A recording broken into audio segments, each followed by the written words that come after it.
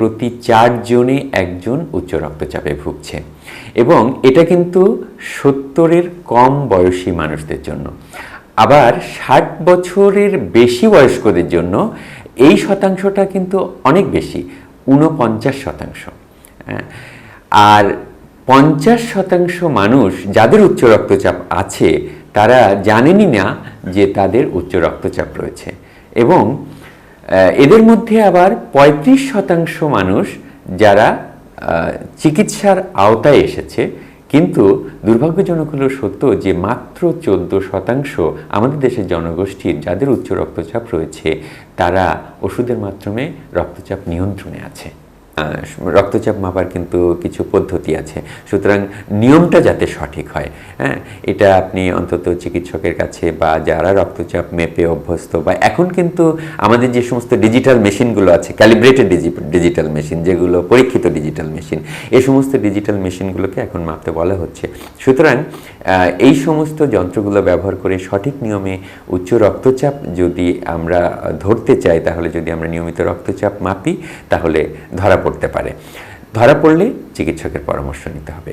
আর হঠাৎ যদি কারো উচ্চ রক্তচাপ বেড়ে যায় তাহলে যে কোনো ধরনের লক্ষণ হতে পারে, তার মধ্যে বুকে ব্যথা, শ্বাসকষ্ট, প্রস্রাব, লালচে প্রস্রাব, তারপরে মাথা ঝিমঝিম করা, চোখ ঝাপসা হয়ে যাওয়া, ঘুম না হওয়া, এগুলো যদি হয় তাহলে কিন্তু তাকে দ্রুত হাসপাতালে যেতে হবে। উচ্চ রক্তচাপের মাত্রা যদি উপরের যেটা আমি বলেছিলাম সিস্টোলিক 180 বা তার বেশি হয় এবং যদি ডায়াস্টোলিক বা নিচেরটা 120 বা তার বেশি ধরা পড়ে কখনো, তাকে কিন্তু অবশ্যই হাসপাতালে ভর্তি হয়ে চিকিৎসা নিতে হবে। কারণ এই সমস্ত রোগীগুলো কিন্তু জরুরি রোগী, এই সমস্ত রোগীগুলো কিন্তু বাসায় রেখে অনেক সময় উচ্চ রক্তচাপ নিয়ন্ত্রণ করা ঝুঁকিপূর্ণ হয়ে দাঁড়ায়, তাকে হাসপাতালে ভর্তি হয়েই চিকিৎসা নিতে হয়।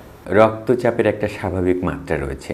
রক্তচাপের যখন আমরা মাপি দেখবেন যে দুটো পার্ট নেওয়া হয়। একটা উপরের রক্তচাপ, যেটা হলো হার্ট যখন সংকুচিত হয় তখনকার রক্তচাপ, যেটাকে আমরা সিস্টোলিক রক্তচাপ বলি। আরেকটা যখন হার্ট রিল্যাক্স করে তখনকার রক্তচাপ, যেটাকে আমরা ডায়াস্টোলিক রক্তচাপ বলি। এই ডায়াস্টোলিক রক্তচাপ এবং সিস্টোলিক রক্তচাপকে আমরা একসাথে যদি বলি, সিস্টোলিকটা যদি 120 মিলিমিটারের কম থাকে তাহলে সেটা স্বাভাবিক, যদি ডায়াস্টোলিকটা 80-র কম থাকে তাহলে সেটা স্বাভাবিক। যখন সিস্টোলিকটা 140 মিলিমিটারের উপরে যায় তখন সেটাকে উচ্চ রক্তচাপ বলি।